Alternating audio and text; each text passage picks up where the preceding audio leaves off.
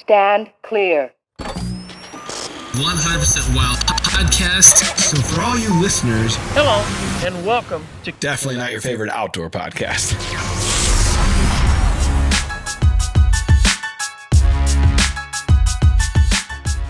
What's up, everybody? Welcome back to the Drury Outdoors 100% Wild podcast. This is episode number 296, and we're powered by DeerCast. You're Tim Chelsvik. You are Matt Drury. And today we're going to cut right through the bullshit to get some to some more bullshit. We got Tim Wells on, and I'm excited about it. Me too. We got the Slockmaster this guy is a world-renowned primitive hunter. He's also, I don't know if people realize, he's also an author. He's got a book, Demon in the Darkness, that much like this podcast has overtones of sexual tension in it. If you've met Tim, you know why. and if people are living under a rock and have not visited his YouTube channel, oh my goodness. Or his Facebook page or any of his social. It's fun to follow along. He's almost at 1 million followers on YouTube, and there's a reason why. Yeah. You will spend some time watching some animals die. It's good entertainment. All right. Without further ado, what's up, Tim? Hey, that was quite an intro there. I thought you were going to call me the king of bullshit for a minute. That's coming. That's self-evident. People will pick that up.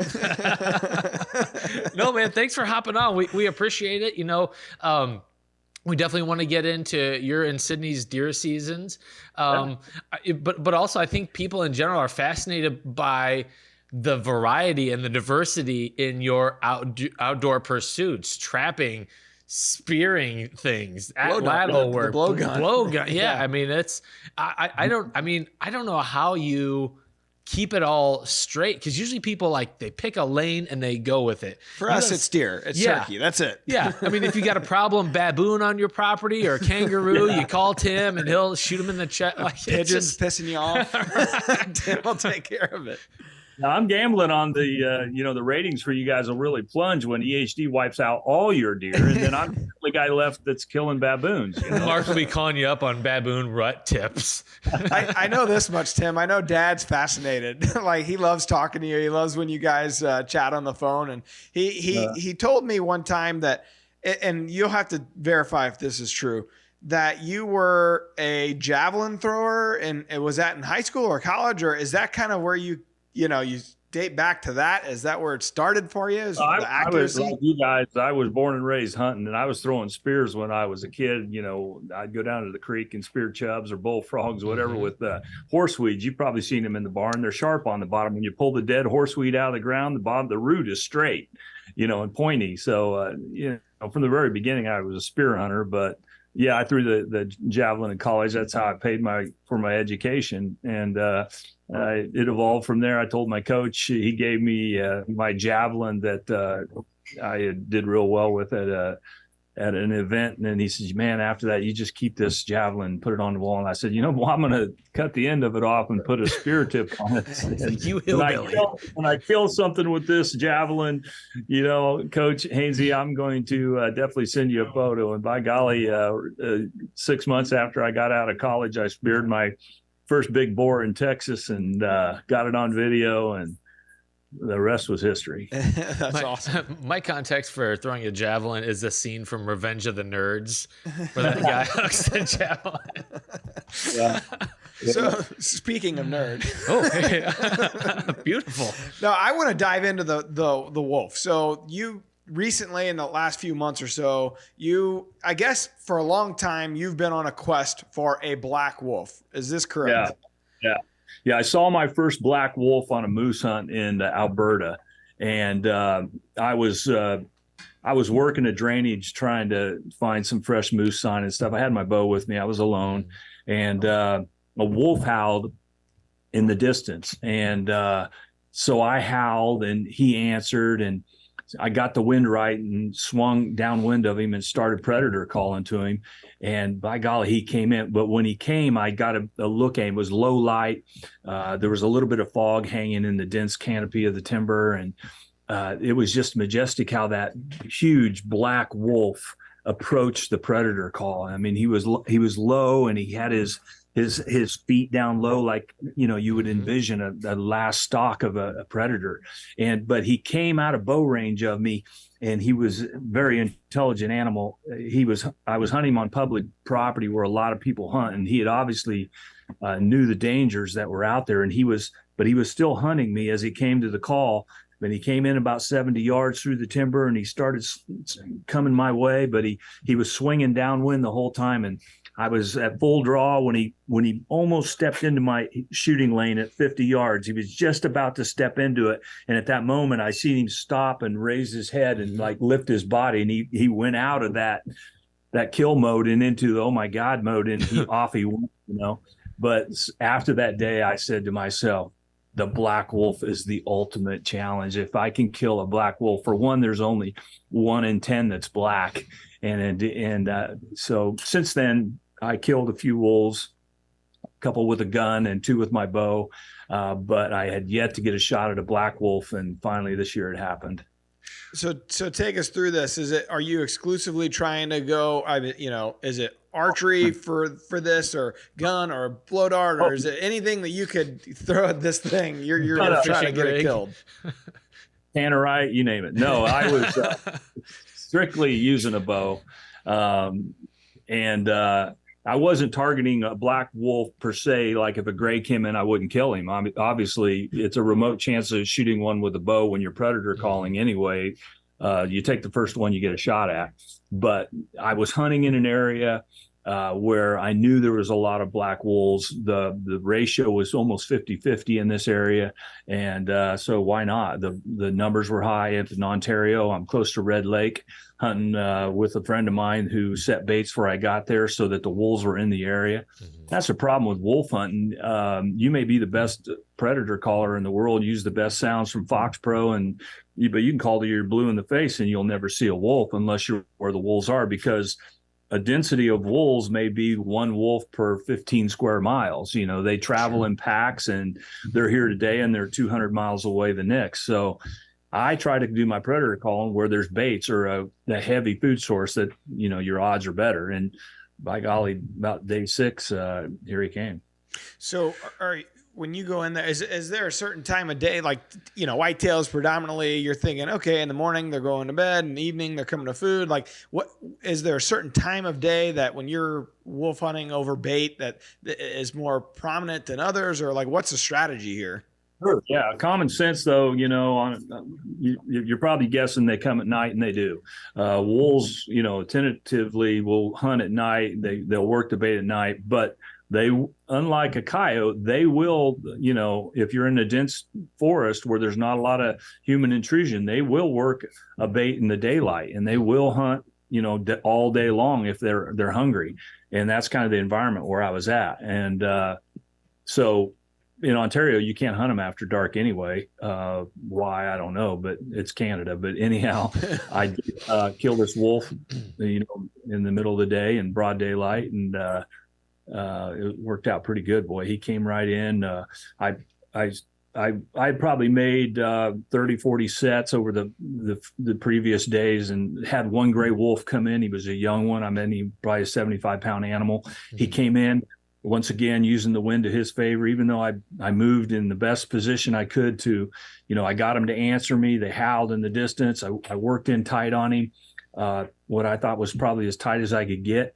I howled back, and then I turned on my predator call a little bit, and then I mouth called, and it wasn't maybe 6 minutes or so, and I caught motion, and sure enough, he was running. He was coming directly at me, but it was a young wolf, so he wasn't real smart. But at the last second, he veered off and took a different trail, and it took it out by me, and boom, he hit my wind before I could even send an arrow at him. So the calling was dry for the next 3 or 4 days, and then on this day, the wolves were howling as I was moving through the timber to go make a set. I heard them in the distance. It sounded like they were a mile and a half out. I answered, and then I moved into a good shooting position where, you know, the elevation of the land was dropping off straight down below me, and the wolves had to cross a ravine to get to me. So, you know, I was set. And I waited and waited, and they never did answer after the first howl that they made.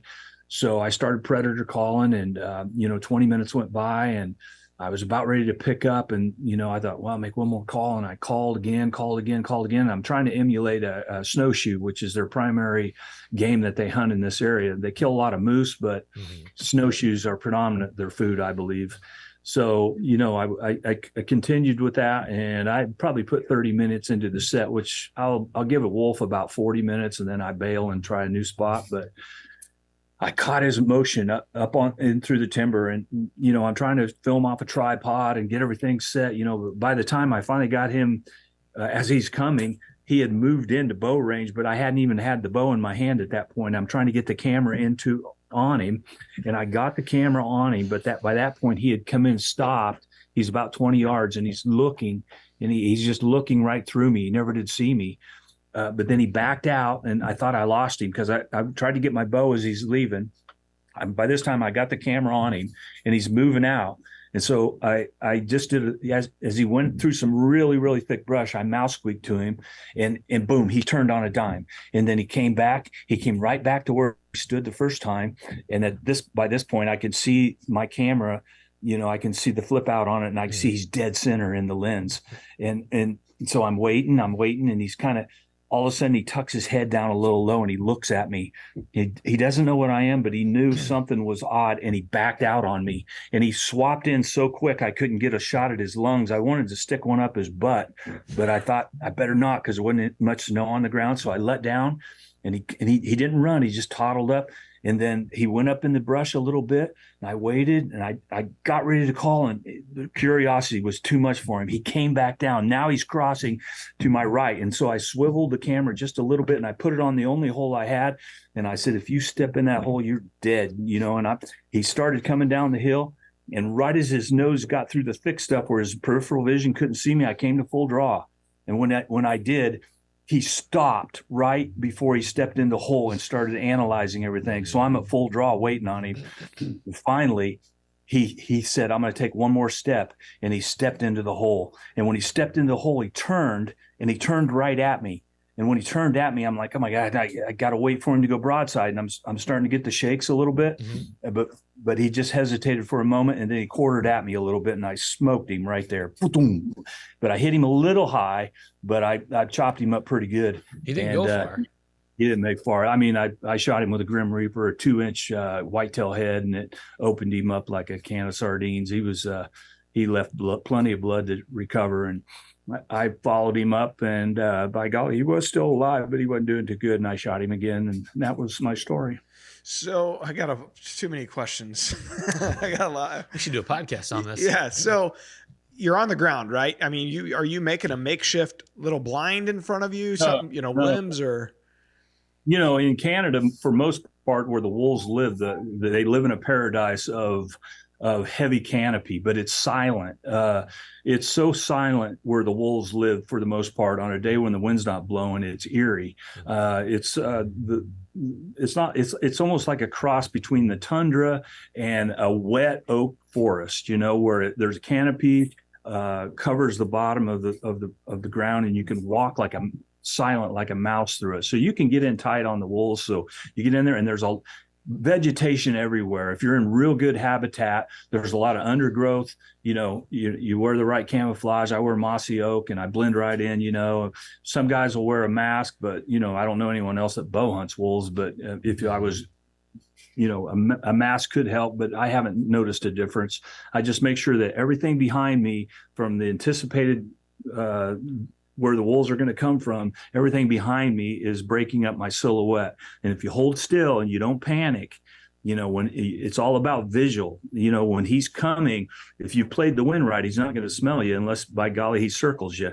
So if he makes the mistake and comes directly at you, and I'd use the same technique on coyotes. When he comes directly at me, it's all about visual. So he's looking, and if I'm using electronics, I put them upwind of me. So he's coming downwind of the call, trying to smell the call or smell the whatever's happening. He's not trying to smell the wounded rabbit. If it's a coyote, for example, he's trying to find who's killing that rabbit. Is that a predominant male that will kill me, or is that a subordinate that I know of that I'll rush in there and take it from him? So that's how I play him. But with a wolf, if you're mouth calling, he's coming at you. So it's visual, and he's looking directly at you. So when they come, you're just watching the eyes. And then when the moment the wolf steps with his peripheral vision blocked by brush or something, I come to full draw. And so when I set up, I always look ahead of me. And, most predator hunters want to sit on the edge of a field or somewhere where they can see everything. That's because they're shooting a 243 at them. But with me, I want to find a lot of debris in front of me. I want to make it difficult for him to get a look at me as he's coming, or at least when he's on the move, he has to cross these things. And by golly, when he comes out, I'm already at full draw. Now I'm as deadly as a rifle hunter because I'm ready and he's coming. And that's how I killed the wolf. And that's how I've killed, thousands of animals my whole life. So is there, when he's, like you basically said, he's trotting right at you. Mm-hmm. You've killed a lot of stuff in your day. I don't assume this is the case, but is there the nerves come into play right at that point where it's like, man, what if he gets in too tight? Or I guess there is no such thing, especially if you're archery hunting like that. But is there a point where you start thinking, I may be in trouble if if he comes this way versus that way, or, is there any point where you're getting scared? Well, I never really got scared, but yeah, there was a lot of worrying going on that he'll get away, because for every predator I kill, there's 3 or 4 or 5 that came in and got away. When I'm in my home turf and I'm trying to eliminate coyote populations, I set traps for them, and I take my 22 Magnum and I wear them out so that none of them get away. At least most of them don't get away. But when I'm bow hunting, I'm doing it for my passion. It's a sport. I've already given up knowing that most likely every predator I call in will get away. And every time I get one, it's that much more exciting bonus. That's how I whitetail hunt. Yeah. There's no reason to fear a wolf. Your odds of getting killed on the way to the place that you're driving to, by an illegal is higher than if you get mauled by a wolf. Yeah. So what kind of red tape is there as far as getting the tags? Is it just the landowner or the place that you're at? They have all that. How does that work? Wolves are easy. You just buy a tag over the counter. In Ontario, you can buy 2. I think out-of-stater tags are $200 roughly, and you go hunting. Now, the hard part is getting them home. Once you get them, then the greenies are involved, and they want us to have all these CITES permits and so forth to take the fur across. And you don't want to wing it, because if you get caught going across a state line or a country line without your CITES permits and everything, then the Lacey Act kicks in, which can give you, a lot of trouble, thousands upon thousands of dollars and years in prison. So because of the red tape with transporting your game once you kill them, I have finally come to the point in my life where I never bring a trophy home. I leave it in the place of where I killed it until it's, whether it's taxidermy work I want done, or if there's something about it I want done, I leave it there for a year, let them take care of it, pay the extra fees. That way, if I get a rogue agency that really, has it in for me, they've only got so much time that they've got to, tell you, hey, we got you. Yeah. Well, if I don't take it across state line, they may get me and I'll write them $100 check. But if I took it across state line and they got me because I tagged it on the left foot and I'm not on the right foot, then, I don't go to jail over it at least. Tim, something you might want to consider is wrapping that pelt in fentanyl, because it's easier and there's less of a penalty for bringing that into the country. Yeah. Yeah. So something to think about. So much politics with television and hunting and film permits. And, I have never got a game violation in my life, but I know it's coming. And it won't be because I intentionally broke the law. It's just, I got a call 3 months ago from a game warden in Alaska, who someone had turned me in for killing a black-tailed deer with a blowgun.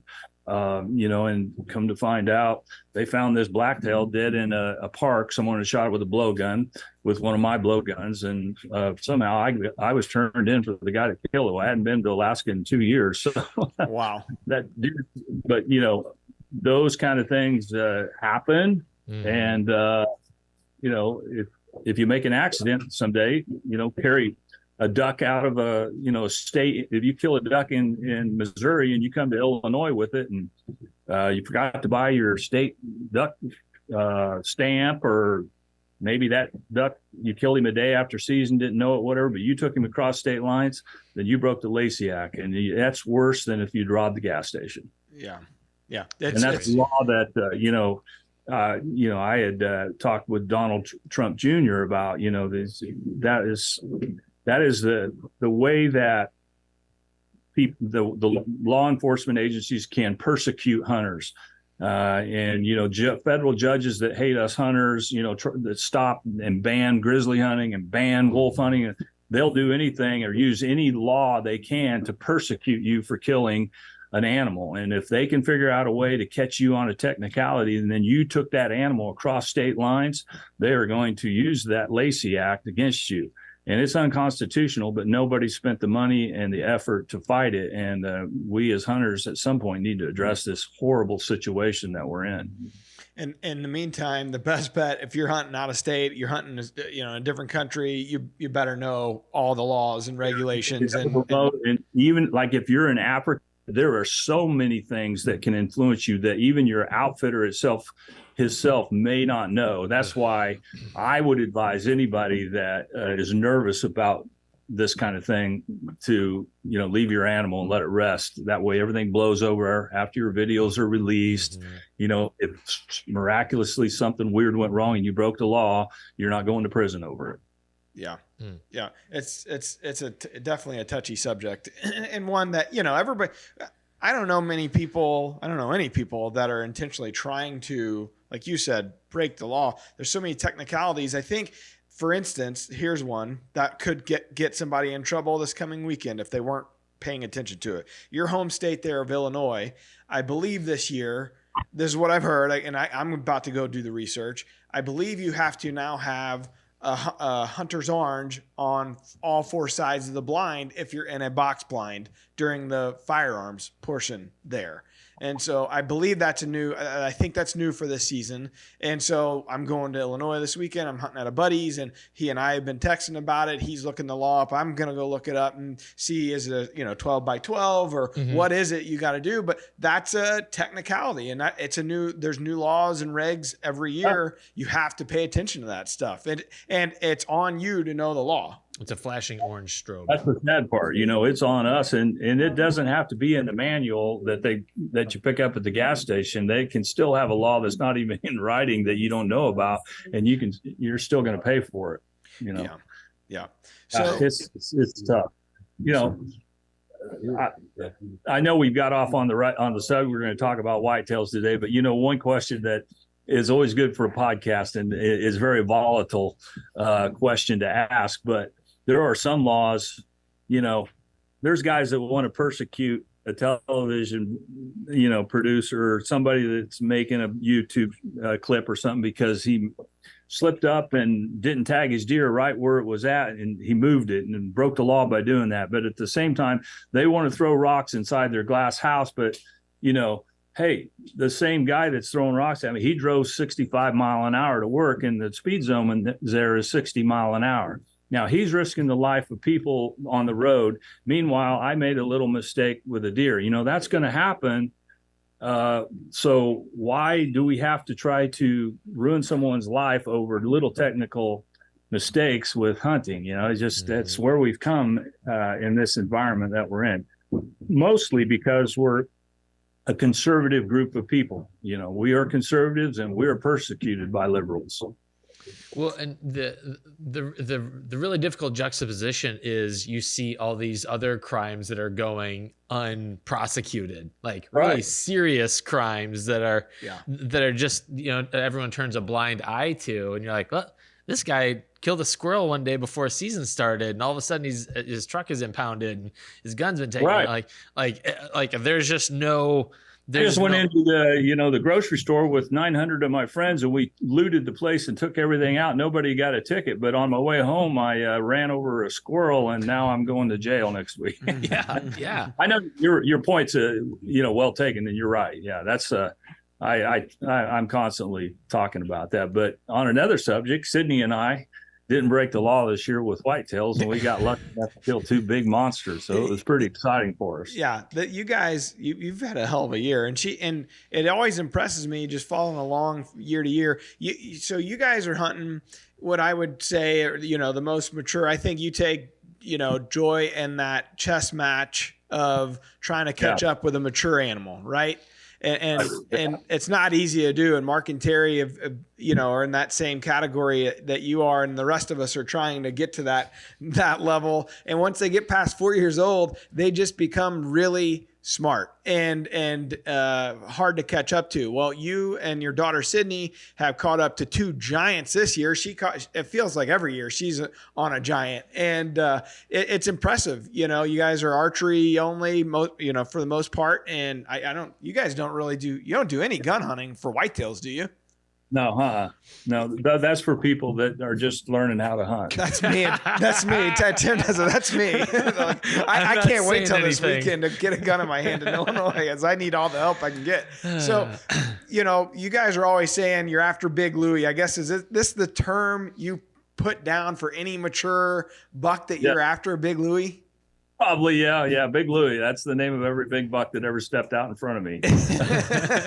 Well, so take me through Some this. of them have 2 names. There's Big Louie until we kill him and realize, oh my gosh, I just killed Goliath, or Sydney killed Bullwinkle this year. But it's Big Louie until you recognize who he really was. Yeah. So when you guys are putting the game plan together, and I don't know how much acreage you hunt, I don't know what your setups are, but I think your son hunts as well, right? And your wife sometime hunts with you guys. So, what's the strategy when you're putting a plan in place to, hey, you're going over here.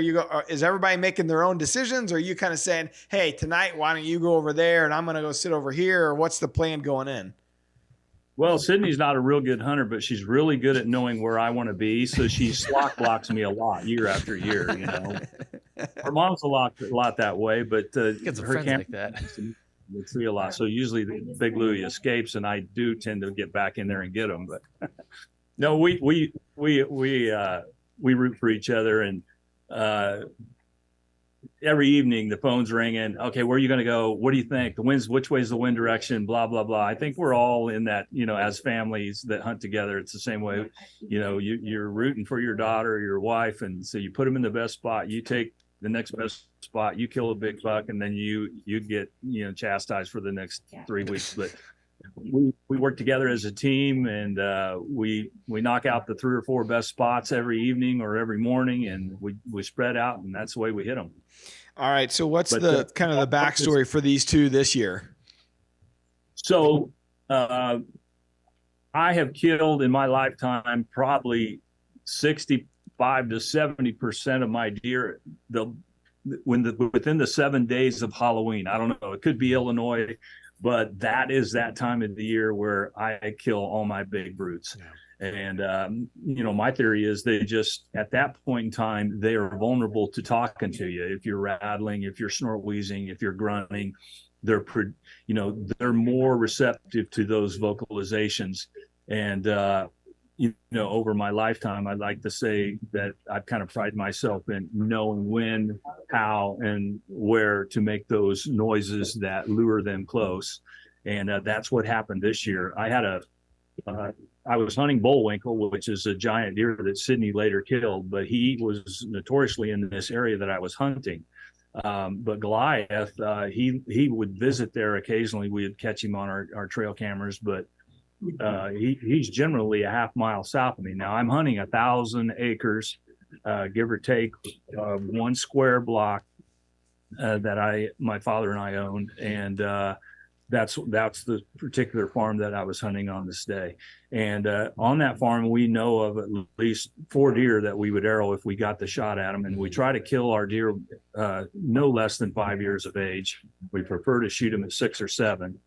But that's another subject. But anyhow, that day, at the crack of dawn, I snort wheezed. It was a beautiful morning.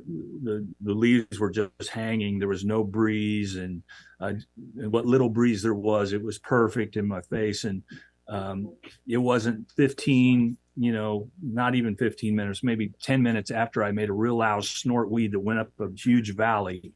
My cameraman, whispered to me that it looks like there's a big 6-pointer standing on the ridge. And I put my binoculars on him, and it was a 16-pointer, and he missed 10 away. And boy, the video, I can't wait to air it. It's just going to be it was one of the best kills that I've ever had on a big whitetail. And we've been seeing this deer for off and on. Sydney actually passed him last year when she got chewed out for not shooting him. But she passed him. She rattled him into a cut cornfield. He came off a ridge, came walking in, looked around a little bit in front of her, and she looked him over and she let him go. He's probably 160, 65 inches then, a beautiful 6x6. And but she let him go. And I can't believe what he blew up into this year. He's in the upper 80s, low 90s.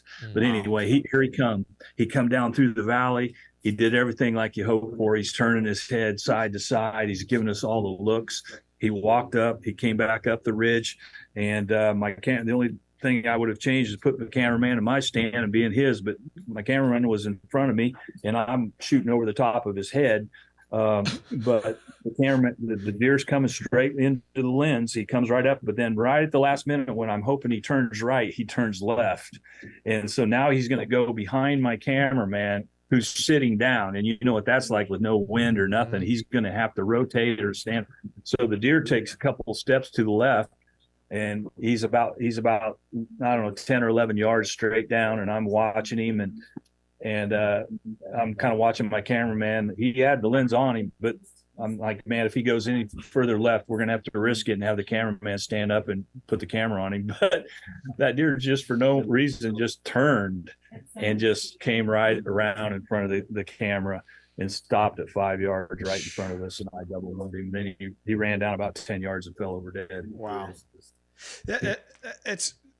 You talked about you have a knack for calling, and there is an art to that. I always felt like Mark had a knack for that as well. And he says now he doesn't do as much calling as he used to. It's just the right scenario, and he kind of knows when and all that. So in this case, had you rattled, what were you doing in order for that deer to come to your position, or were you just had your tree stand in the right position this day? Oh, absolutely not. He was coming the whole way. You could see he was coming, looking for me. And anybody that's rattled a lot of deer or snort wheezed them in, you will be astonished if you've never done it to know that a deer that hears you a quarter mile away will come and stand under your tree, stop, snort wheeze, blow up, and look around for you. They have they're like a gobbler. I mean, think about calling in a big tom. Why is it that he will run all that way and then stop on a dime right where you're at looking for you? The deer are the same way as the bull elk. I mean, I called a bull elk this year in New Mexico, and that thing came and stopped right where I was at. Animals can do that. We could never do that, but whitetails have that ability. And the big mistake that guys make is they're like, oh my gosh, there's a big buck, after they've rattled, or hardly any of them snort wheeze blindly. That's usually, oh my gosh, he's leaving. I got to snort wheeze, see if he'll turn back. But that's a big mistake. But when they see the deer, immediately they want to call to him, grunt, clang their horns, or snort wheeze. And, a seasoned whitetail hunter, if he's called, if he's rattled or snort wheeze, if you see a buck and he's maybe passing slightly, or he's coming your way, but he's going to crisscross, don't worry about it. He's just picking his path to you. He knows where that sound came from. He's going to pick his path. He might be swinging downwind. He might be going down in the valley to hit a little trail that brings him right up to you. Whatever it is, be patient enough to not deliver your second call until the moment that you realize that he's going to hit your win or he's going to leave. Yeah. Give him time instead of jumping on that call immediately. And because a big 6-year-old or 7-year-old, once he gets in tight on you, he's within 100 yards of you, and you blow your grunt call at him. He's heard every deer in that valley 50 times grunt. And on this day, when you deliver a grunt call to him, it may be a sound to him that he says to himself, that's a mature buck. And what I found is that deer that make it to 6-7 years of age are more of curious, shy personalities. Every animal has his own personality, especially deer. And the big 7-year-olds and 8-year-olds are really, really, from what I found, they're the shy. They're the guys that always stayed in the back. They're the guys that don't want to fight. They're the guys that are very submissive. And that's why their genetics a lot of time are not carried throughout the herd, because they're easily bumped off a doe. But likewise, they're not willing to take a risk to run in and fight, or I don't recognize that call. I don't recognize that grunt. So, the next buck that's a 4-year-old that may be aggressive personality, he'll blow up and come right in. He's the one that gets killed. And so he never makes it to 6-7 years old. If you want to shoot one of them giants, you got to be really cautious about how you talk to him, how you call to him, where you set up. Why? If you leave odor in the timber where you're at, brushing some foxtail on your way to and from your tree stand, that aggressive 5-year-old may ignore it and come back 3 days later. But that old shy 7-year-old, he's going to pick a new trail when he goes by your tree stand. And I live and die on that, that theory, that every animal I try to kill, if he's a big giant, then I figure he's scared. He's always scared, or he's really submissive. And so I don't overcall to him when he gets in tight. And I let Mother Nature take its course as he starts getting close. And generally, if he's coming because he heard you call, rattle, or, it's because he's curious, he's not really wanting to come and fight. He's just curious. But if he didn't hear you call again, he's going to settle his curiosity and come on in there to bow range. So 2 questions. The first, you said when a deer's, when he's going away, a lot of guys snort wheeze, and that's a big mistake. Can you dive into that a little further? What you're alluding to there? Most hunters use the same call throughout their life. They got the same favorite grunt call. They got that same set of antlers if they think are magic, and they sound the same every time they snort wheeze. When a buck comes in, the first thing a guy does when that buck hits his wind, or maybe skylines you in the tree stand, or sees something that's not right, he swaps ends and he starts leaving. The first thing they want to do, especially older seasoned hunters that have seen the snort wheeze work, they give him that snort wheeze. And when he hears that, 75% of the time, he's going to hightail it right then. Boom. He's like, I knew it was a hunter. Boom. He's gone. If you use that snort wheeze on him again, the snort wheeze is meant for a deer that is casual. That deer needs to be, if he's on pins and needle, it never works. But if that deer is searching or just rambling through the timber, what I like to do, the snort wheeze works best when a deer is crossing upwind of you. Now, why is that? It's because the deer, they realize that everything downwind of them can smell them. So if you see a big buck and he's crossing 120 yards upwind of you, that's the perfect time to give him a snort wheeze. Because at that moment you said, you're upwind of me, I smell you, I don't know where you're at, but I smell you and I don't like you. And that's a very natural delivery. Another big old buck, if you walk, he comes up and he gets nervous and he sees something, or he doesn't like the way things are set up, or your decoy don't look quite right, and he turns ends and starts leaving. Another buck's not going to snort wheeze at him at that moment. It would never happen. He's going to let him leave. It's when he comes in tight where he might snort wheeze, or he gets upwind of him. Most hunters probably never recognize that most snort wheezes occur when there's another animal upwind of that individual. And that's something I picked up on my whole life, and I used it against them, and I've killed a lot of big bucks that way. So do you do much blind calling? Or do you wait till you see one, visually see it, and then do what you got to do? What's that? I said, do you do much blind I'm calling? losing. Like, but you know, Yeah, every time I hunt, that magic time of the year, that's when I do all my calling, and then we taper it off. Like right now, we quit calling. yeah, yeah. Do you ever get in a Get me scenario wrong, this? I'm like anybody. Deer will snort wheeze at each other.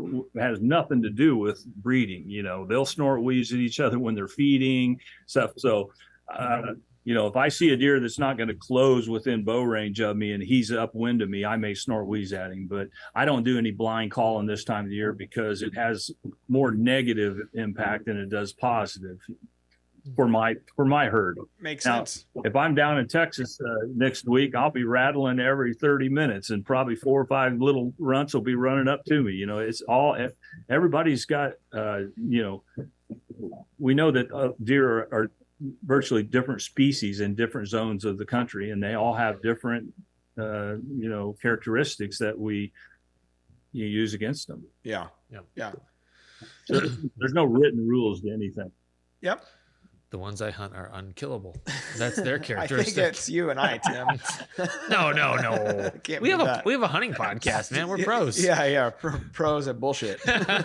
So before Loan him your gun. Oh, So, all right. For those that may be hiding under a rock and don't know, your daughter, Sydney, she is kind of the head of the Barstool Outdoors portion of Barstool Sports. And she's the host and, you know, does all the apparel, and she's all over the place hunting and fishing. And it's really fun to follow along. And she's a great ambassador for all of us, because it's not just a pretty face, which she is, but she's got those killer instincts that I think, you know, that you guys have worked on probably her whole life, and you could let her loose anywhere and she's going to come back with something dead, I have a feeling. And that must make you very proud to see where she's taken that. And it's really it turned into another career that has nothing to do with you, which is the really the coolest part of all of it. Right. Yeah. You know, the only good thing about my involvement in her life is that, you know, I think it substantiates a little bit the naysayers who think it's just another pretty girl that's trying to draw attention, because they know that's not the case, because she was a killer before she ever worked for Barstool. Yeah. And that being a killer made it that much, you know, tougher for her to get that job, because they're looking at videos of her standing over dead coons and dead stuff she killed, and she's laughing and high-fiving her dad because they're excited they got coon for dinner, you know. But it came through, and they liked Sydney, and she got the job. And after she got the job, Barstool Outdoors just did nothing but climb in the ratings and the standings, and I'm really proud of her. She's kicking butt. Yeah, you should be. And so she's, just following along. She's had a couple of fantastic whitetail seasons, this being another one of them this year. And so kind of briefly take us through that giant, because it's another old mature deer that you guys were both after. I'm sure the whole family was after. And what's the kind of the backstory with this one? So that's a deer we call Bullwinkle. He's a cool deer. I got a lot of trail cam pictures of him growing up. And the first pass on that deer was my wife. She had him come in and he sparred in a food plot in front of her. That was when he was a 4-year-old. And he was a beautiful white deer then. And then that later that season, he came again with another deer and was kind of walking around, and they didn't spar, but they were doing their thing in front of us. We were decoying that day. And that's the second time I got the video of that deer. And then the next year, I got more video of him, never got him within bow range. By this point, he's a 5-year-old. And no, I take that back. He vanished on us the next year. The year after he came in and we were going to kill him. Now he's a 6-year-old. And I saw him one time and never got the shot at him. And I knew when I seen him that time, this is the deer that I'm going to hunt. This is the deer I want to kill. Later that fall, I killed a deer called Sidekick, which was a beautiful, I don't know, I think he had 14 points and he was in the upper 80s. But I waited for that deer anyway. Bullwinkle was so unique. He lays out and he's 24 inches wide, and he notoriously likes cameras. All my trail cameras. There he is walking in front of me. One night, it must have been like 2 a.m. He came in and he turned, and he's turning and he's walking right at the camera. He's in crystal clear, perfect video. There's a shooting star went across the sky right above his head. Man, that is the best trail camera ever. And so I had a dozen pictures of him doing the same thing, coming in and turning, coming right into the camera, one after the other, one after the other. He'd always do that. And I sat in that timber right there beside that camera for weeks. Never saw him. So now another year passes by. Now he's he's 6.5. Okay. So the year he's 6.5, we haven't seen the deer, but he's on my trail cameras again. Mm-hmm. Carrying Sydney and I'm using every technique, rattling, grunting, snort, wheezing around the holidays. Now we're converting to food plots.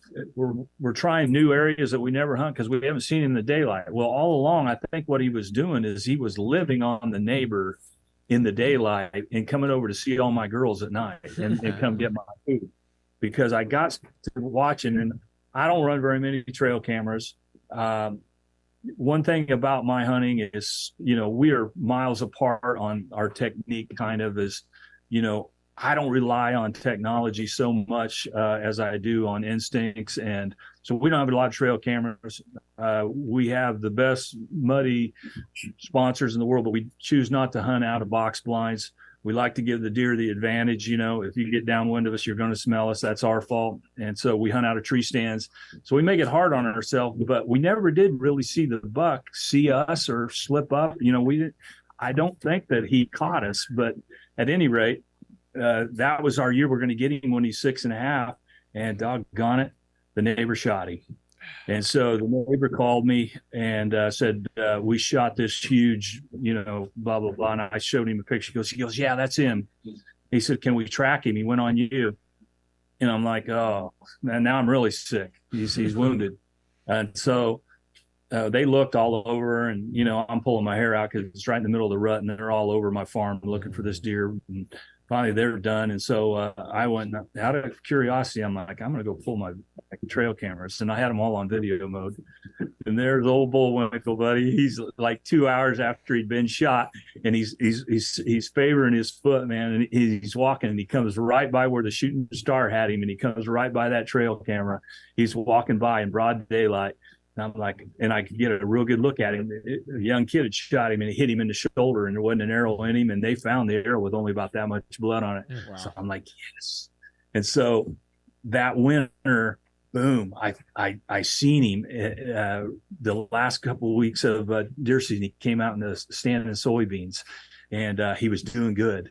So, but you still can lose a deer after he's been wounded. They're weaker, and they're trying to recover. And I got coyotes galore, and Mother Nature's cruel to older animals. So the time went by. I couldn't find his antlers. Never did find his antlers, and so now he's 7.5 years old. So this year I got trail cameras out. I think I ran about 10 in the area on that 1,000 acres. So that's just nothing. But one trail camera caught the half of his antler, and as he's going by, and I could see, no, that is Bullwinkle. I could see all the antler, in just a little bit of the ear. So I was there. I only have one buck on this farm that's 25 inches wide, and that's you, Bullwinkle. I got him. And so, but man, I could not get him on any trail cameras again. I never saw him. But I continued to hunt him based on his home turf, which he liked last year. And I kept hunting those areas. And so one morning, Sydney and I looked at the wind, and I said, you want to go to the thicket? And she says, there's nothing. We haven't seen a lot of sign in there. I said, hey, that's where Bullwinkle lives. I mean, let's try it today. We haven't been in there.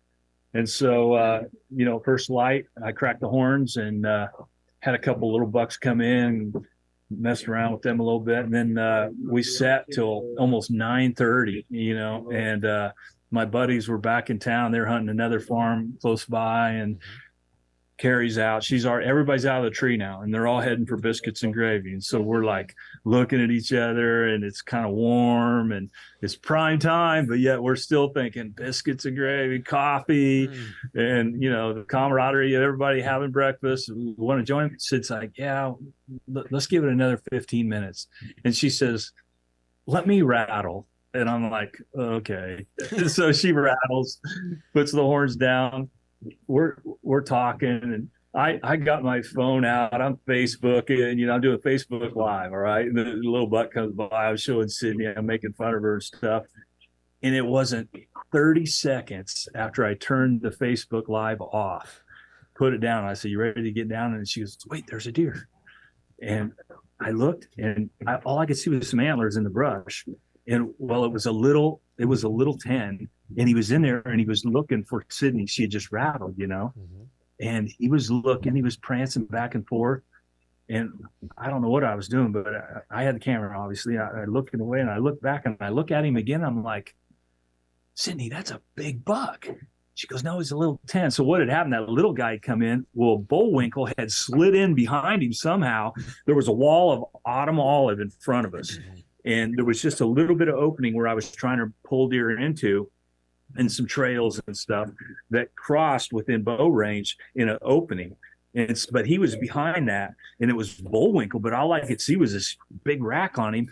And I said, no, I think that was a big one. She goes, Dad, you always say that. And and she's practically whispering out loud, and all of a sudden here he stepped into the hole. I didn't even have my camera on. And he's coming, man. He's bristled up, and he's coming through the hole. I no sooner flipped the camera on, pulled it up, tried to get it on him, and I'm shooting to the left of him. Then I catch him on the side, and I get him, and I'm trying to get him in focus. Boom, I got him. And I'm steady on him, and he's going through one little hole, and Sydney's already at full draw. And right when he hit the hole, I went, meh, and he didn't do nothing. So I went, meh, and then he slammed on the brakes and looked her way. And at that moment, boom, she drilled him. And down the hill, he swapped in and ran right down the hill. And, we looked at each other, and I said, you just shot Bullwinkle. Man, when we walked up to that buck laying there, I mean, oh, man, if I ever was going to cry, it was then. But I held it back, but it was an emotional moment. And, Sydney Slockbach blocked me once again, and she got my That's to be able to share those memories together, because I'm sure, like we do, you guys probably split up a lot too and hunt, separately at the same times. And absolutely, to be there together, that's pretty special. Yeah, that was a pretty neat memory for me. If I don't kill another big deer the rest of my life, that will be one that keeps me satisfied. Wow. No doubt. Well, we appreciate you sharing both those stories with us. It's just, you guys have had a phenomenal season, and it's one of those things where it's obviously it's not well deserved, it's well earned. Mm-hmm. You guys, putting in the time and the effort, and it's a lot of, you talked both stories. You talked about passing the deer early on, and that's, obviously the hard part for all of us is to see the potential, and then to pass one and hope that it makes it through the gun seasons and the neighbors and all the things that can go wrong. Hell, hit by a car, or drugged down by coyotes or whatever. There's a lot that can go wrong. One of our team members, Adam Anderson, just this morning shared on Facebook a beautiful 4.5-year-old buck that was a big deer that he elected to pass. He felt like if he could just live another year or two, if he got lucky, he'd be a world-class animal. And, the deer got killed, by the neighbor during gun season. You're happy for the neighbor, you're happy for him. And that's just kind of the perils of passing deer. You never know. What's that new country song that the guy says he got advice from his grandpa or his dad that says buy land? Buy dirt. Yeah, buy dirt. Yeah. Well, we have been poor our whole lives, and it's all because all we do is buy land. Me and the bank, we own a lot of land, but that's about all we got. And the more money we get, the more land we buy. And it's just because of our passion for wildlife and conservation and trying to buy them dang bucks time. You're trying to give them a big enough property. I got neighbors that every year say, yeah, we're going to wait for them to get old. And then these, halfway through the season, they send you a picture of a beautiful 4-year-old, like, okay, just keep waiting, I guess. Huh? But, the more you could spread the land out or get your neighbors on your team, the better you're going to be. And, but everybody has different objectives. Some guys just want to shoot a deer and they don't care if it has horns or not. And if you can convince them to shoot does and leave your bucks alone, you're all the better off. But sometimes that's not the case. And, I'm the first guy to admit, and these folks like to watch our shows, and Drury's, you guys do the best of anybody. All those big bucks just amazes me how you can get on them. But, we have to be honest, it's all about, that's my hunting dog. Grandpa just walked in. Anyway, it's all about access to big animals, and to do that, it takes money and it takes patience and time, but it takes money and it takes land. And the kid that's hunting 40 acres with public land all around him, you can't blame that kid for shooting a 2-year-old when it comes by. And you just got to encourage those kids to enjoy hunting. And that's the way it's been with Sydney and Clint growing up. They whacked a lot of my 3-year-olds, and they whacked a lot of my 2-year-olds. I'll never forget sitting in the blind with Clint. Clint was the first kid to first guy to kill a big buck this year. He shot one right out of the gate. He shot a big 8-pointer, but we didn't talk about him yet. But I'll never forget, we're sitting in the blind, and here come this little 2x1, 12-pointer. Here he comes. He's just a yearling, and he's coming, walking up, and he's walking up to the blind, and Clint's got the shakes, and he was in front of the camera talking about Dad and I doing whitetail management and everything, and that buck stopped, and he's like 5 yards outside the window, and he's putting his head down. He's eating in the corn right in front of us, and Clint's looking at me. He looks over, he goes, "What do you think, Dad?" I said, "Whatever you want to do, buddy." And he drew back and drilled that buck, and it ran over. And I laughed when we went over, and it was one of the best moments when I videoed Clint with that little spike. He was holding him up, and he said, "I looked him over and I could tell he wasn't going to be much." So I whacked. Typical management buck. That's awesome. The mind frame was there, the management might not have been, but he was in the right mind frame. He was managing his whitetails, and everything with a horn was part of that process, and we all went through that. That's right. I killed 100 of them with my gun before I killed one with my bow, and I loved every moment of it. And I would never want to erase that out of the memory of my life.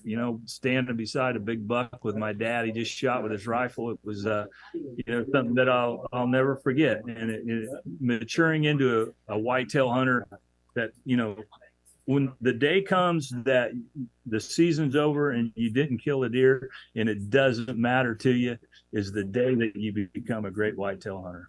And that takes age, and when you're young, you want to kill stuff and you want to watch them go down, and your friends are killing them, and it's it is what it is. Everybody, when they're really young, they feel they need to kill something every year to show that you're a great hunter. And that's our ancestors were like that, because when our ancestors killed something, it fed the tribe, or it fed the caveman. Now you can pass them up, and at the end of the season, you can run to the store and get some hamburger, and we'll all be all right. That's where we're at. That's right the enlightened now. path that Matt and I are on. Yeah, that's right. Well, we've kept you. Fishing's a lot like that around our house. Whatever I'm fishing for, Carrie will ask me before I leave, "What are you fishing for today?" And I said, "Why?" She goes, "I want to know what I need to thaw out." That's funny. Boom, nailed it. Well, we've kept you long enough. Usually we got some shenanigans we get into, but I don't want to keep you any longer here. Where can people find you? Follow along. We've been talking about all these awesome clips, and you've shared with us, how it's going to play out. Where can they actually see this stuff at? So all my videos debut on Tim Wells Bow Hunter YouTube, so you can watch them there. But my Facebook followers right now, we're right at 3 million followers on Tim Wells Bow Hunter and Tim Wells Relentless Pursuit. I put a lot of the videos up there, but both platforms carry hundreds of videos, and they're all bow hunting, spear hunting, or blowgun hunting. And every now and again I'll throw a boomerang hunt in there with my brother Buck in Texas. We got a lot of fun stuff. We keep it lighthearted. We welcome anybody that wants to come on there. You can critique me all you like. And we're just trying to have a good time and live out our lives as, conservative people here in the Midwest and living the good life. It's been a wonderful time with family and friends, and growing up with the Duries on TV. It's been good to be a hunter. It's we love following along, and the friendship is, as much as anything. I know Mark and Terry, we all appreciate that as much as anything, and the voice that you have for all outdoorsmen and women out there. It's important to have people standing up, and you've done a great job of that for a long time. So we appreciate it, and hope that one day, I know Terry keeps talking about it, that you and him are going to get together there somewhere near Canton or Peoria, and you're going to have a beer. And he said that the night that finally happens, he's a little worried what's going to happen after. Ever since the time I got him drunk and recorded him, then he wasn't knowing we were recording. I've been holding that against him. So, he's really cautious now about coming. Got leverage on him. Yeah. The old man's smart. He's been around the block. One last thing before we let Tim go, we should say, as we're approaching the Christmas season, if you're looking for a gift, Tim does cameos. Do you? Yeah. $25, and it's a profit thing. You'll understand. Just get on my Cameo. I'll say something. If you got somebody that needs me to say something to them this Christmas, jump on my Cameo page, and we'll make fun of whoever you want me to make fun of. And it's pretty cool. I got a long list. You also, on your website though, you sell a lot of products that people can hunt with, right? So. Absolutely. I make the world's best blowgun. Literally, it is the best. It shoots fast, and I've built some broadheads for little blow darts that you could kill bears, or I killed a big muley last year in Mexico, and squirrels and raccoons. All my traps now, when I check my traps, instead of clubbing them on the head or whatever, or shooting a hole with a rifle, I just dart them in the heart, and in 15 seconds they're keeled over, and it keeps the hide nice. And we build a trap call, and my new trap call is called the kill squeak. And the kill squeak, let me grab one real quick here for you. The kill squeak. It sounds dangerous. The kill squeak, this thing right here, I'm really proud of this. This is my invention, all right? And Tom Miranda helps endorse it, and he has used it. And all this little thing right here, you put two batteries in it, AAAs, and it squeaks 24 hours a day for 10 days. All right, and it just goes. And you put that in the grass, like where you put a dirt hole trap, or anywhere you can ambush bobcats and coyotes. You just fluff up the grass a little bit, put that call underneath there.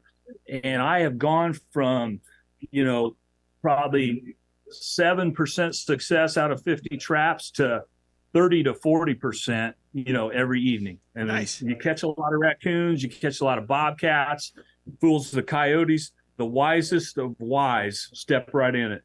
And I can't wait to share a clip this year of a wolf stepping on the trap with my call too. So I got some amazing videos coming your way for predators coming in, and I use that little call, and it works good. Awesome, man. Gift guide for this Christmas right there. Right. Now, what website do they get that on?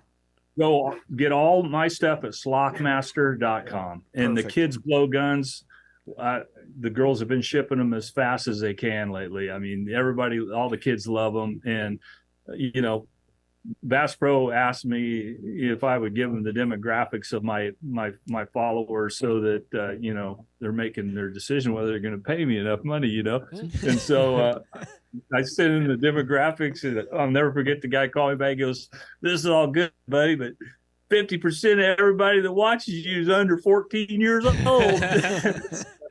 But kids love my stuff, and they all want to be Slockmasters, and the best way to get them started was the Slockmaster Junior. That's a cool little blowgun, and it's a Nerf gun. You shoot rabbit targets and birds and stuff like that. Nobody will get hurt. But then they can move up to my Viper blowgun, and that's the one you can kill a bear with if you need to. That's pretty cool. That's awesome, man. So, what's that? Thank you. Yeah. So, we appreciate, like I said, we appreciate you jumping on. And if anybody wants to find Tim, you know where to find him now. If anybody wants to buy a cool product for Christmas, you know where to get that too. And we wish you guys the best of the rest of the season here, buddy. I appreciate it, man. A lot of fun talking with you. Good luck with the whitetail hunting, and tell Terry I'm still waiting for him. Hey, he'll be over there this weekend. I'm not saying where, but it's he too will get he's already killed with firearms before. It's his camera guy and farm manager. He's got a gun tag there for Illinois this weekend. So they'll be back over there, trying to get it done with I'm pretty sure it's muzzleloader tag. I know where he hunts. Tell him if he smells coyote urine in his ground blind. I have no idea what happened. Okay, I will. All right, man. Well, we appreciate you. Thank you very much. Hey, appreciate you guys. Take care now. Talk soon. All right. Fun episode, man. Big time. Big time. Until next time, I think we should close her off. Let's do it. All right. Peace out, everybody. See you guys. DeerCast is now supercharged with maps. Get ahead of your game with killer new features like live Doppler radar, wind check out to 5 days, virtual rain gauges, GPS path tracking, and more. Plus, get our 14-day revolutionary DeerCast prediction and access to DeerCast Track. Prep, predict, and pursue with DeerCast. We're adding new videos every week, so make sure to click that subscribe button and check out all of our amazing content. This episode of DoD TV was brought to you by Bass Pro Shops and Cabela's.